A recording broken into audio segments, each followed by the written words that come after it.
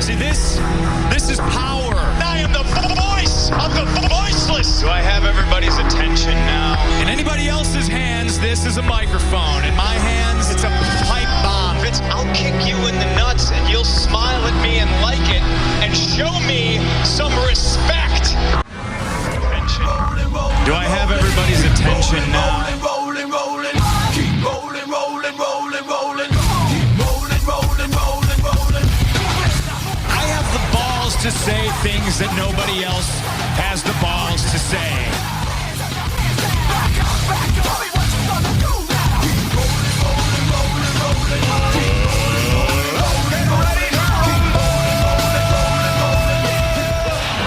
Attention. Do I have everybody's attention now?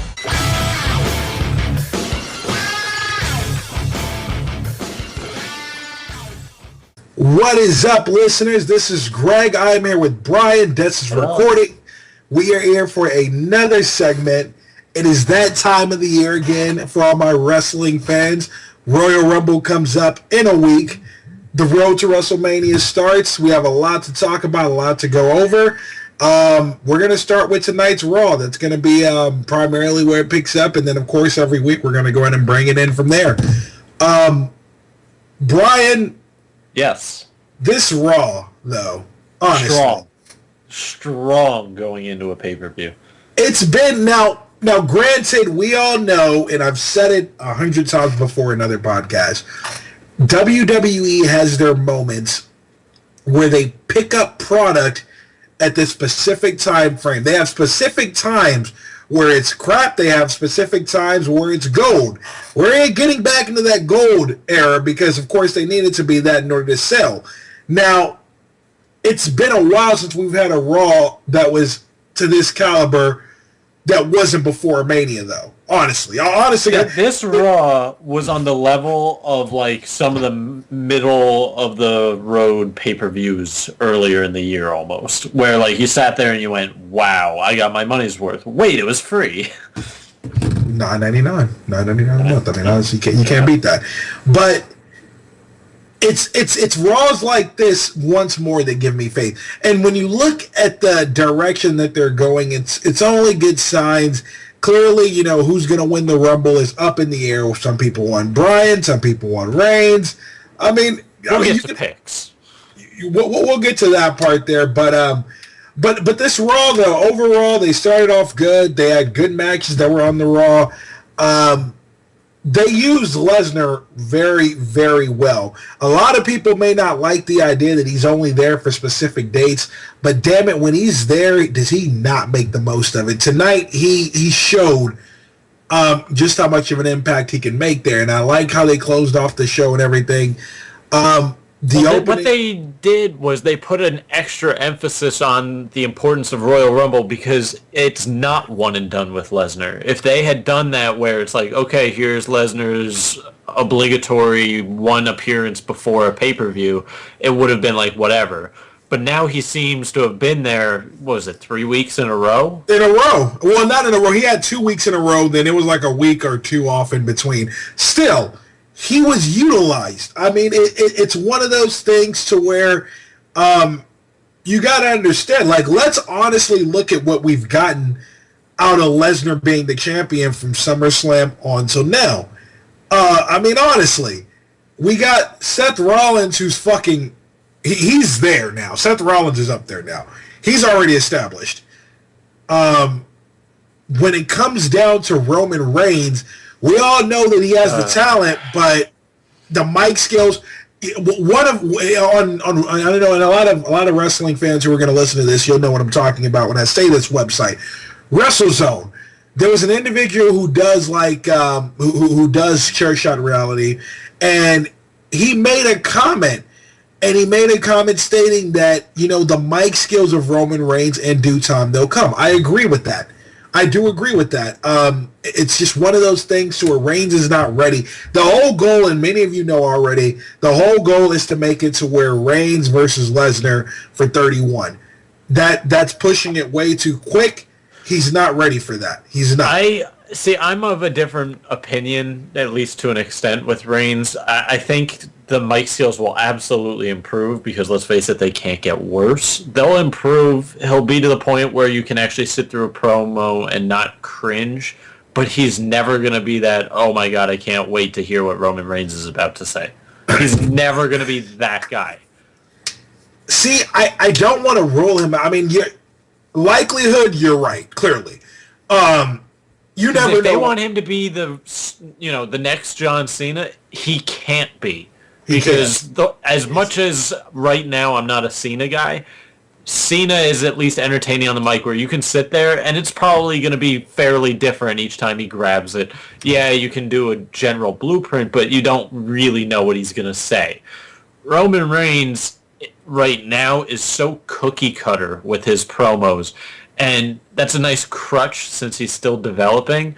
I don't ever see him being so comfortable on the mic that he can go out there and it's like, oh, what is Roman Reigns going to say? How is he going to, grab our attention? I don't see it.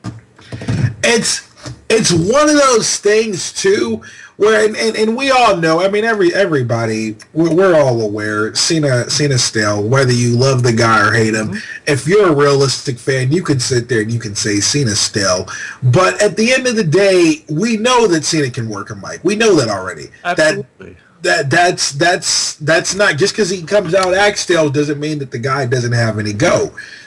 He's still relatively good on the mic. And I think, him, and I don't know if he's tried to do it or not, but hell, having guys like Cena help you wouldn't be something that could possibly be of effect if Cena's not giving that same stick that he does now, because that's just him being the company boy.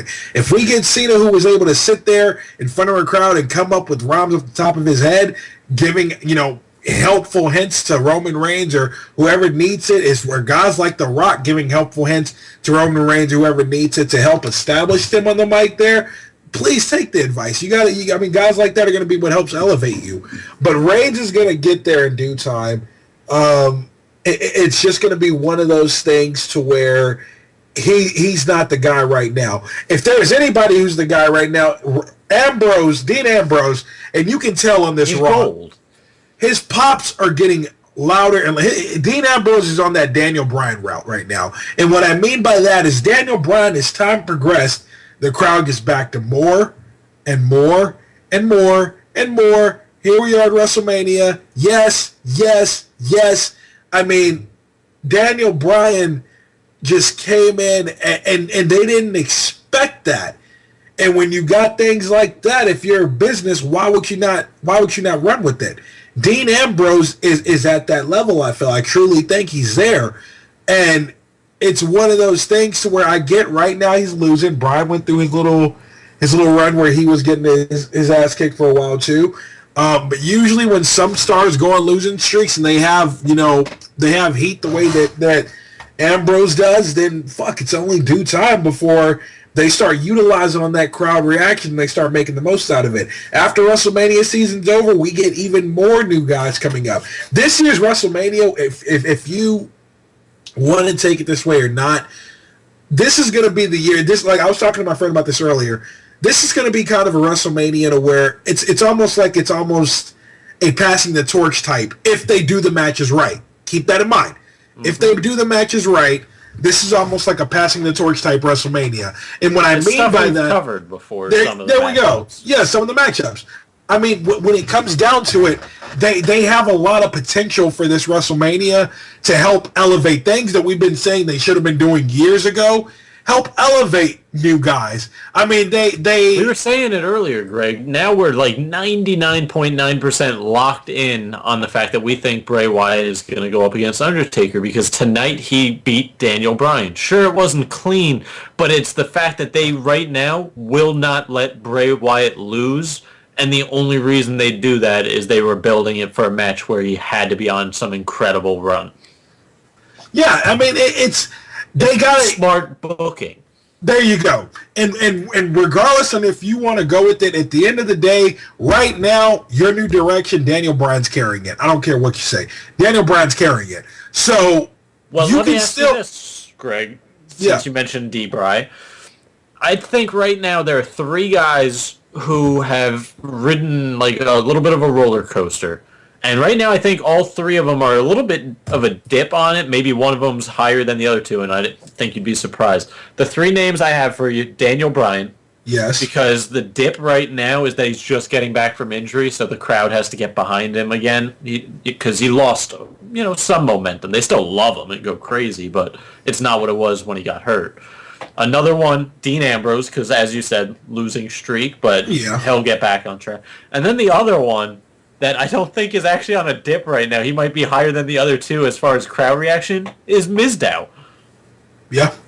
Mizdow has had the absolute lowest bottom out of history, and right now is riding the crowd like crazy. Here's the thing with, and WWE has this to where every once in a blue moon, technically Team Hell No was kind of like this. Yeah. They did not expect that to work as well as it did, but given the professionals that Kane is, and given the professional that Daniel Bryan is, part of Daniel Bryan's, honestly, success in getting over really came from that. He showed he had character from that. Both him and Kane worked the hell out of that team.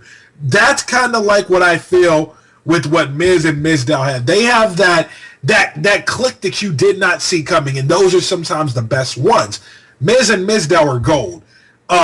The split up is going to be epic, but they have to make it to where this is a Damian Sandow's favor, because you have to job from time to time in order to get back. At least I'd rather job and get back in the spotlight than them repackaging Damian Sandow, putting him out there and trying again. Not everybody works with the repackage. Ryback got lucky with the repackage.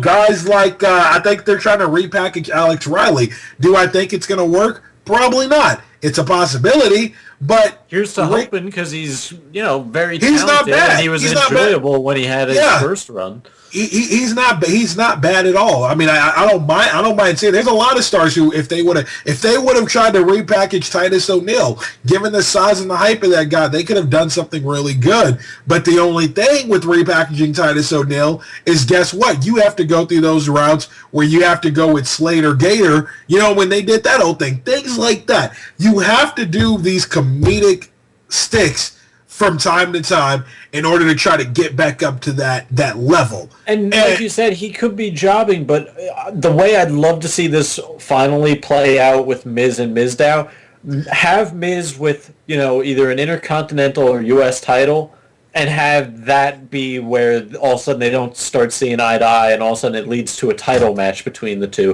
And then, boom, not only do you have Sandow beat Miz, but you give him a belt, and he's on top of the world with the fans. I don't see it. I don't see it going in the route of him getting an actual title shot. That would be ideal. I don't think it will, but I think that would be ideal. Yeah, it doesn't. Title-wise, the titles are in the right hands right now. I don't know what the whole thing about Bad News Barrett losing all the time is going with now. I mean, the guy lost to Sin Cara a couple of weeks ago. Like that didn't make any sense. Yeah, that didn't make any sense to me. But whatever the case may be, the Intercontinental title, when it was with Dolph Ziggler, I honestly cared about it.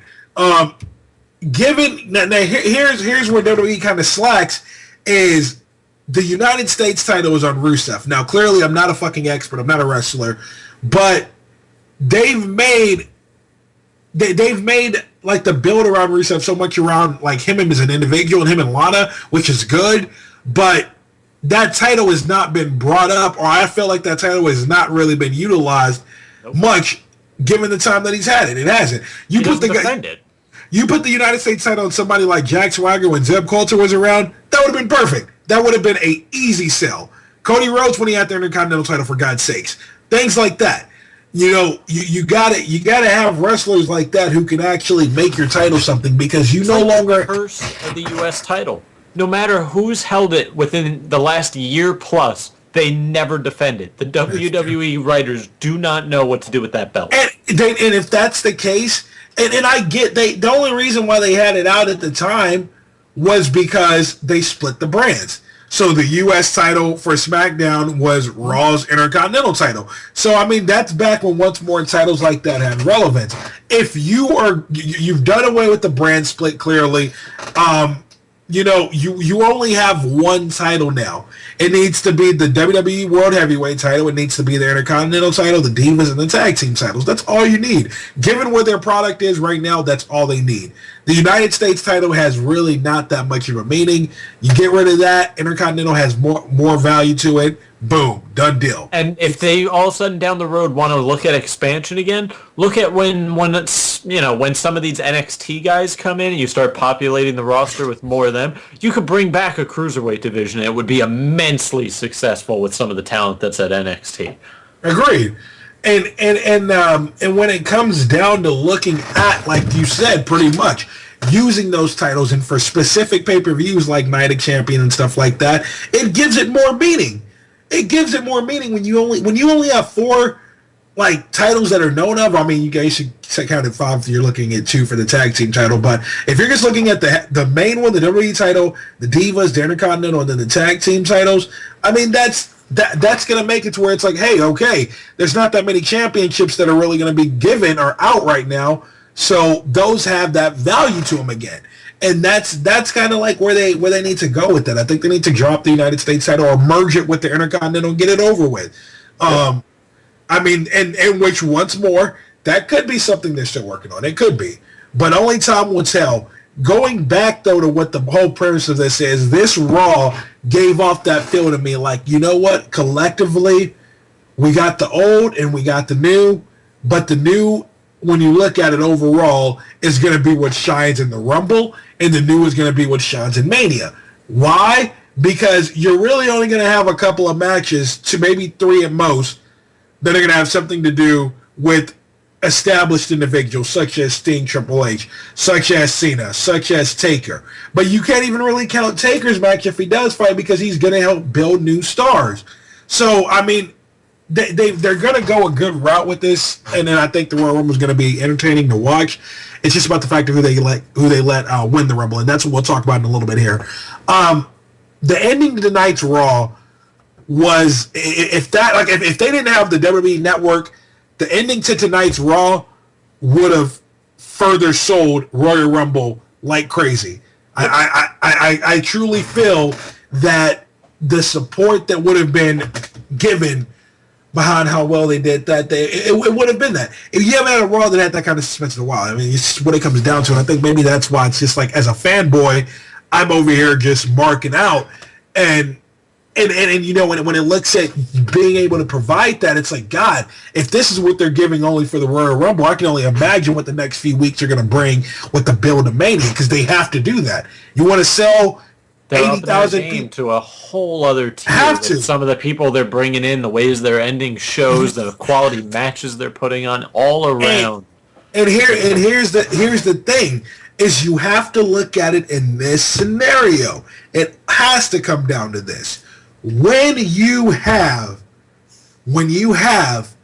WrestleMania 31 around the corner, your goal as a business, okay, 70, 80,000 people in that arena are going to be, they may be able to be okay with 60,000, who knows? But 70 or 80,000, I'm sure, is what their goal is. They're going to have to get to that number to further sell those tickets that are left over. They have to. Now, the bigger picture, once more, I've talked about this in previous podcasts before, is now we're into the new year, which means we're that much closer to one of to possibly, if they do this right, the biggest attendance record for a WrestleMania in history. And I'm talking about WrestleMania 32. You have to remember, the product they build right now is going to help sell 100,000 plus in Jerry World. There's no way in hell that they would be able to fill that arena, sell that arena, unless either A, they shock the hell out of everybody with the return that we did not see coming, or B, they have enough establishment with the build, which is a good time to start now, going into Mania, so that way people can have, you know, that feel coming out of WrestleMania 31, like, hey, this is good, this is fresh, let's go ahead and make a trip to 32. You know, like that, they have to do that. And I think they will get that done, but they just have to make sure they execute this all the right way. Well, I think where they flipped the switch, where all of a sudden it went from, oh, it's another Raw, and just the same kind of routine of being disappointed. The moment all of a sudden, out of nowhere, they shook it all up by saying, hey, remember Cena Lesnar 3? It's now a triple threat. And we went, whoa. Nobody saw that coming. Yeah. And they've been, and I mean, now clearly the other Raws were not as much of an effect as the one tonight, but still, they gave you little things to get excited about, such as like what you just said, Brian, the whole Seth Rollins being added on, Lesnar being there last week for the contract signing, things like that. They've done things to bring like an element of surprise, I guess you could say, to the table. But they hit a home run with tonight, and then hopefully they can continue to do that. I'm gonna be okay with a couple of filler Raws. It's gonna happen given how much time they have. Yep. But for the most part, Raw should be just as good as tonight, if not better, in my opinion, when it comes down to providing that, because the Raw after Rumble should be interesting. And then whatever they plan, I'm interested to see, hey, now you got a new pay-per-view you're introducing. You got to make sure you do that right because everybody's mad that you got rid of the Elimination Chamber. So, I mean, things like that. Well, here's the thing. Even filler Raws at this point have to have story build for Mania. So right. Even if it's like a meh kind of Raw, it's going to be progress towards an end goal. It's not going to be like old filler Raws where it has nothing to do with anything. You're like, what was the point of this show? What I want them to do, pretty much what it comes down to, is they usually don't always do this. It's hard to find this. They need to build from top to bottom. If the little pre-show matches, I don't care. But if you got the matches on the main card, please invest the time to build those matches at least 4 to 5 weeks. At least. Mm-hmm. I get they're not going to rush into every WrestleMania match immediately because you still got a pay-per-view in between that. But give at least 4 to 5 weeks, whether it be little teasers in between or whether it be just a straight 4 to 5 weeks going into Mania. Give that time to help build not the top 3 matches, all of them. Let these guys do their thing. Let the new stars, this is the Mania where you're going to be able to elevate them. You got NXT on the rise, which once more, Brian, that's going to only help elevate and sell the next WrestleMania that they want to make sure they get 100,000 plus for. Get it done. Get it done. This is the perfect time to utilize your new talent. You have the views on you right now. You have the eyes watching. You have the star power with Sting around right now. I mean, everybody's pretty much saying Lesnar is going back to the UFC. If he does, great. They really, at this point, would need Lesnar if they can bring in another big component for WrestleMania 32. But still, you got Lesnar right now. He was having him for this Mania. If they didn't have him for this Mania, it would be a very different looking, because very underwhelming. Sting, Lesnar, and Taker are going to be what helped put this one over. As far as like the extra names. Those are going to be what help put this Mania over. And not only are they going to help by either whether it be their name themselves, but if they help elevate newer stars, that's going to be what puts this Mania over. So I'm curious for that. So now, we've been talking about how good they did with this Raw. We've been talking about what they need to do going forward. Let's jump into it. It's time to make those predictions. It's time to look at what's going to happen, what could happen, all of that fun stuff. Brian, play along at home. Play along at home. Write the comments. Send us your feedback on this. We want to hear it. Brian, what do you think about the Divas match they have? I think they're going to have the Bella Twins come out on top, even though I really like the fact that Paige has worked her way back into relevancy in recent weeks, albeit because of Total Divas. I just don't see them slowing this momentum and this heel run of both the Bella Twins. You know what I think? I honestly have a feeling that this whole Divas, the Bellas versus Paige and Natalya, you think it's gonna be a Paige heel turn again?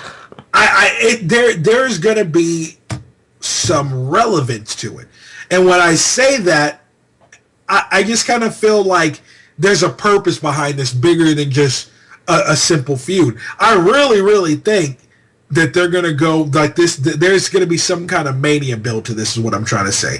That's what and I don't know which way they're going to do this. I don't know if they're going to go with the Fatal 4-Way. I don't know what they're going to do. But I think that this would be, I think this is honestly going to be some type of Mania build. I wish Charlotte was going to be up on the main roster. She's not going to be coming to next year. So when you really look at it, the Divas, they're going to probably focus Mania around. They haven't really given Naomi much attention anymore. She's just been chauffeuring the Usos. Paige, Natalya, and the Bella Twins are really the only ones who are like established with the show, with consistency, everything. So it's got to be something like that. And AJ Lee may find her way in there. I do not know. Whatever the case may be, there's a purpose for this feud that they got going on between the Bellas and Paige and Natalya. I just don't know what it is. I agree with you, though. I see the Bellas coming out on top, no pun intended, with the win here for this one. I had to go ahead and address the pun. It was too nice. Of course you did. Now, so I mean, that's gonna be. I'm not gonna say it's gonna be bad to watch. I think it's gonna be interesting. We'll just have to see what happens when the match comes up. I've yet to really see Paige have a bad match. Same can pretty much be said for Natalya, and the Bellas have picked up their game in the last, year and a half, 2 years almost. So I think it'll be a quality match. Agreed. So, I mean, we're on the same page there. Long-term prediction, it seems like we're both on the same path with saying, hey, this is going to be something to where it can lead into Mania. So, next, I mean, the Ascension versus New Age Outlaws, this is a few hours, pretty much fresh. I think this wasn't made weeks ago. This was kind of just dropped in our lap last second. We said this in the chat earlier. How do you already start burying the Ascension?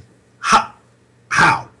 And then they made this match, and then we kind of went, okay, I can kind of see it. It wasn't so much burying them as giving a reason behind a match at Rumble.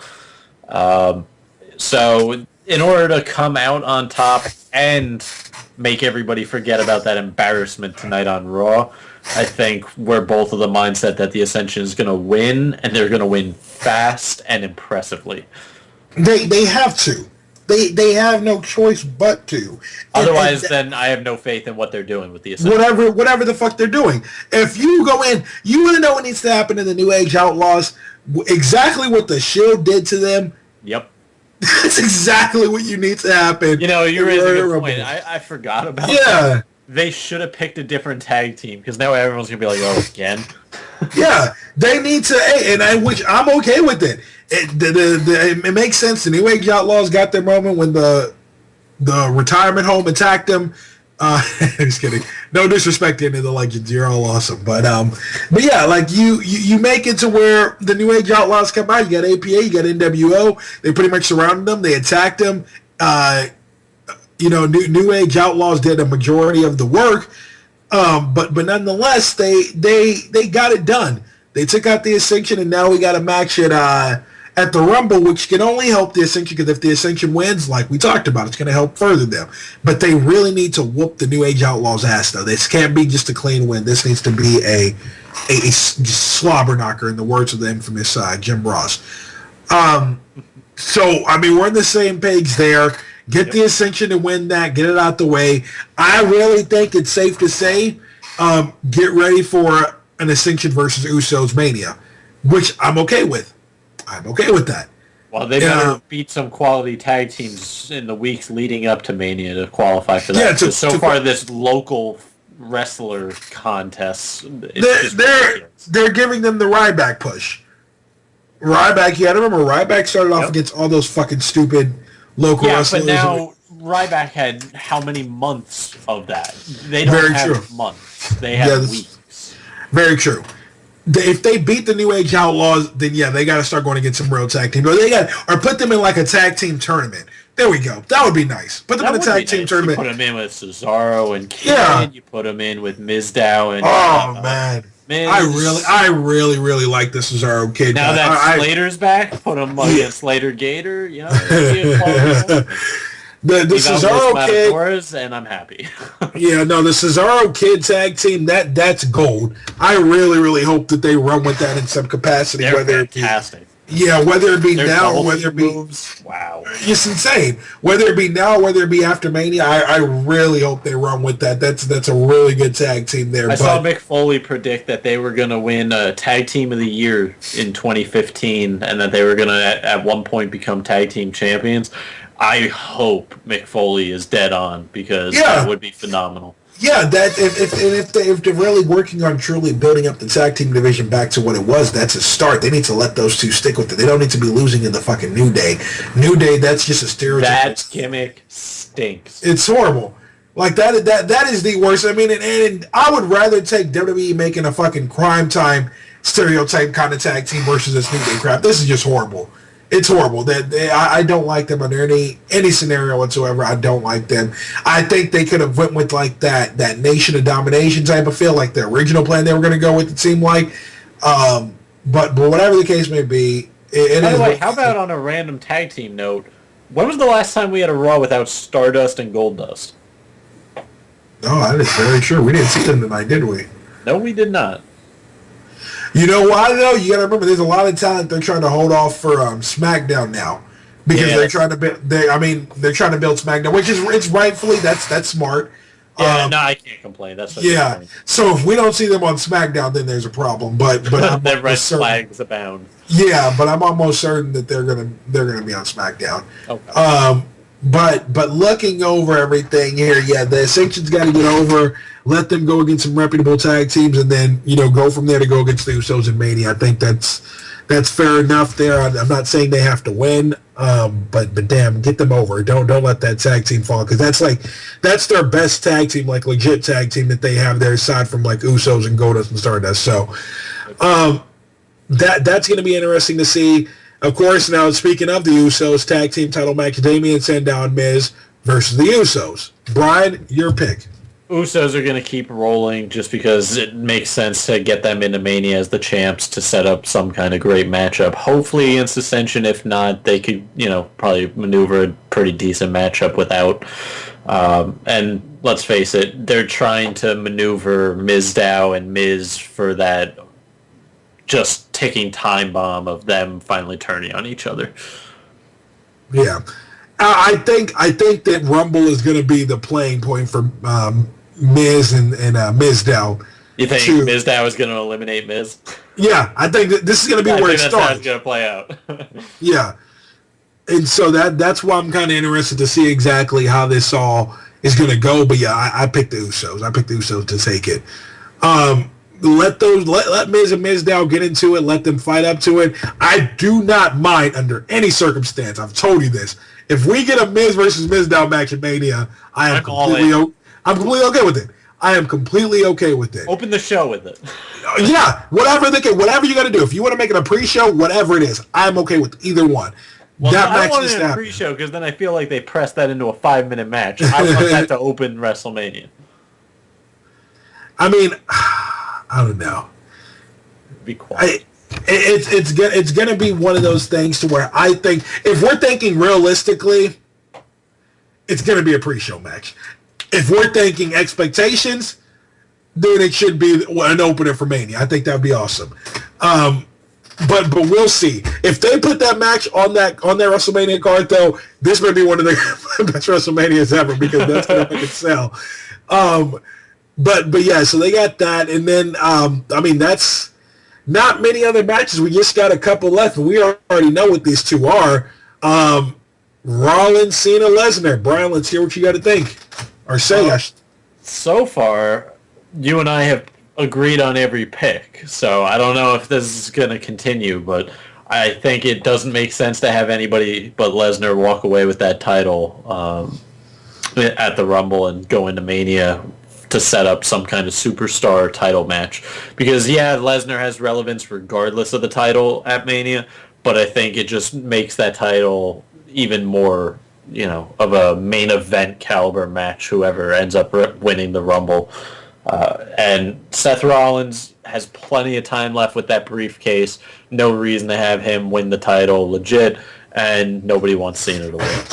You want to know what I think? I really, really think, and I've been saying this since Seth Rollins won, that man is going to cash in that Money in the Bank, Either at WrestleMania. At WrestleMania, I think he's going to cash in at WrestleMania or that Monday night after. Those are my. Here's the thing: I don't think he'll do it the Monday night after because it's been done. He'll want something so unique to him, and really the only one left out there. That is true. Do it on the grandest stage of them all. That makes sense. Especially even Kane's done it the same night he won the briefcase, so you can't even argue with that. Yeah, especially if they do a type to where if it is Daniel Bryan. I mean, technically they can work it either way. If it's Daniel Bryan versus Lesnar and he cashes in on Bryan, that's ironic because SummerSlam, same thing happened to where Bryan beat Cena and then Orton came back. It's ironic. If it's Reigns, and if we do end up getting Reigns versus Lesnar, and Reigns wins, that's even more ironic because the whole Shield thing. It's just... See, that I'd be okay. That's the only scenario I'd be okay with Reigns winning at WrestleMania against Lesnar. That would have... He lost the title and then didn't get his hands on it for like a year and a half. Yeah, that would have the crowd pretty much in fucking shock. They're not going to know what to do. I don't want it. Oh, that's like plan F for me as far as how to book WrestleMania. well, without a doubt, it's clear as day to see that Lesnar retains. That's common sense. We know that man's going. Still on the same page then. Yeah, we're so far we're same paging it and that's how you know this Mania is something good, because when me and you can sit here and agree on everything by far, that's saying something. Yeah. Now we go into the Rumble. You pick first, because I still need to think about this. That's how tough it is to really... You're going with D-Bry, aren't you? I'm going with D-Bry. Because I believe in the David and Goliath concept. They can sell that. They can market that. Reigns is not ready. He's not ready. Hell, to be honest with you, you want to know what? If you really want to look at giving a star a shot too ahead of its time, look at what happened with Alberto Del Rio. Now, not saying that Alberto Del Rio was anywhere near as bad as Reigns when it comes down to mic work, but when you look at guys like Del Rio, what happened when Del Rio won? He won, and then he went to Mania, and what happened in Mania? He lost to Edge. Edge actually owned him. Yep.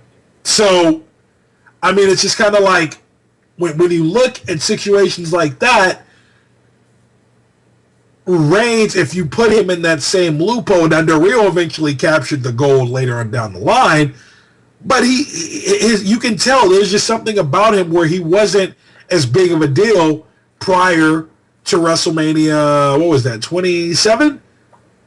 It's 27 where I believe he lost there. So he wasn't that big of a deal after that. He was out there, he was known, but I mean, what really put him over was pretty much him having, Ricardo Rodriguez and those two working together.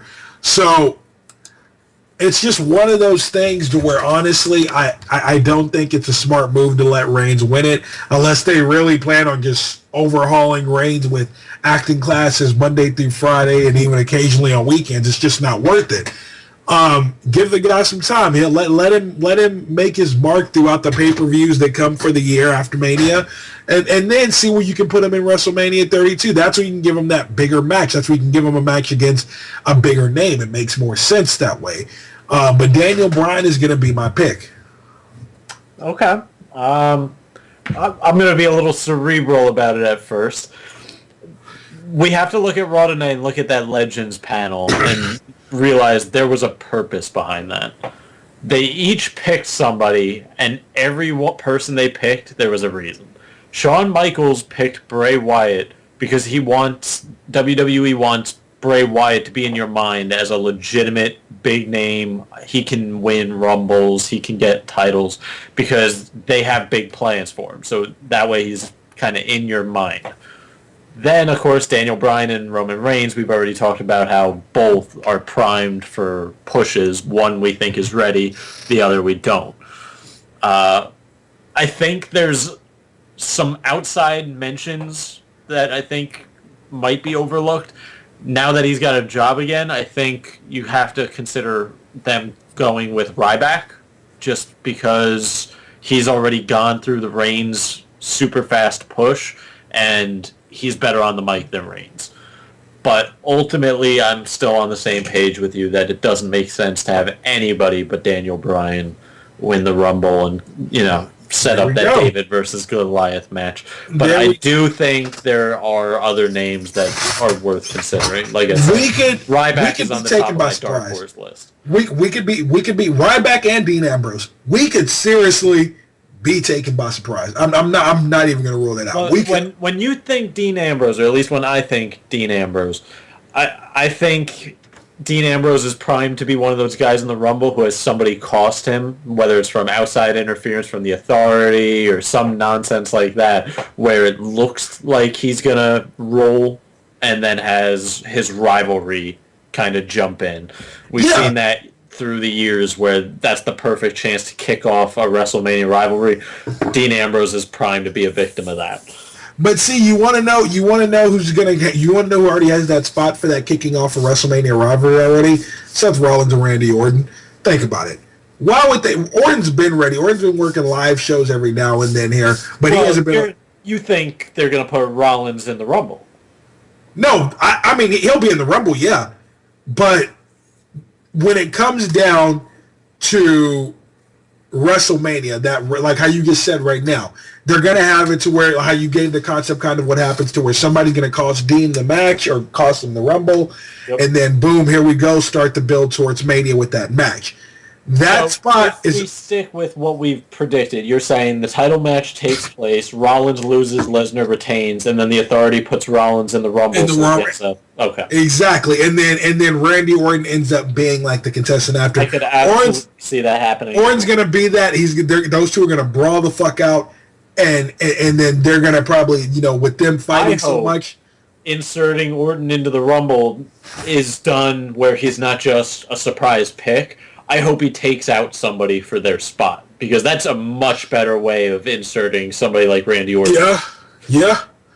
That would be true too. And I mean, and if they do it like that, then because I mean, it's gonna be Orton versus Rollins for Mania. If you guys don't see that happening yet, anybody out there who's listening, come on now, get it together. If you're a wrestling fan, they've held off Orton this long for a reason, and that reason is because there's money in Rollins versus Orton at WrestleMania. It is.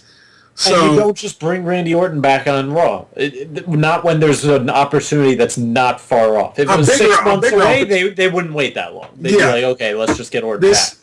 This is a much bigger opportunity with a much bigger payoff, and that's why they're going to run with Rollins versus Orton at WrestleMania, and it's going to start at the Rumble.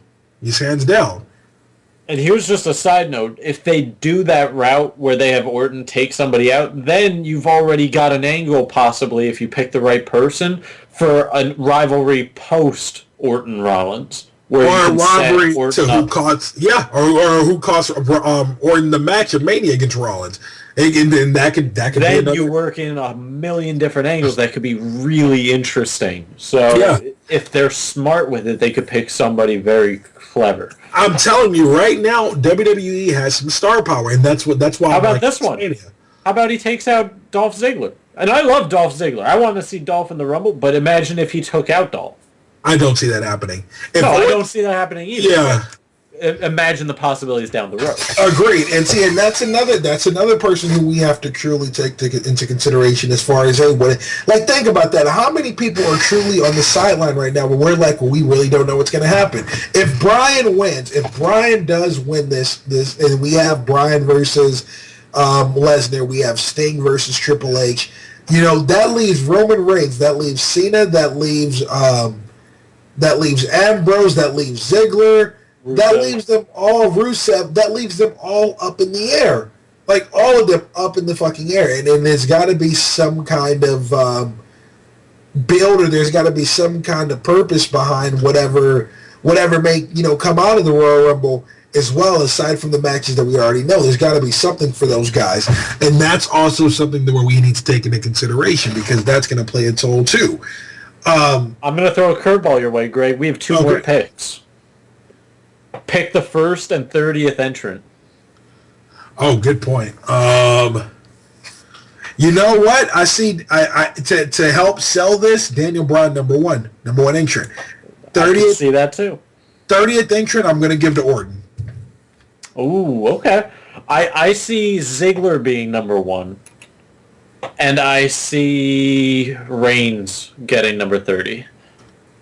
That's logic too. I'm going to tell you right now, if Reigns ends up being number 30, if Bryan's still in that ring and Reigns comes out as number 30, then it's safe to say, well, fuck, we know what WWE decided to go with. We would know. At that point, we would know. They may curveball it, but I would say my percentage right now is 60-40. Daniel Bryan's going to win. And then that's going to slowly, if Roman Reigns is number 30, then that's going to go ahead. With every number that rolls down and that music doesn't hit, you're sitting there going, oh, shit. It's going to go down to 80-20 Reigns. That's just, that's how I'm going to look at it. But I don't think WWE is going to be stupid enough to do that. I think they're going to, whoever number 30 is going to be, they're going to try to make it to where you didn't expect it. Like last year, they made a Rey Mysterio, and that was a horrible decision because everybody... look at how that turned out. You got the worst reaction in the... Everybody was on the... They were on the Daniel Bryan train. They didn't want to see that man out there. They should have let Bryan be that number, but still,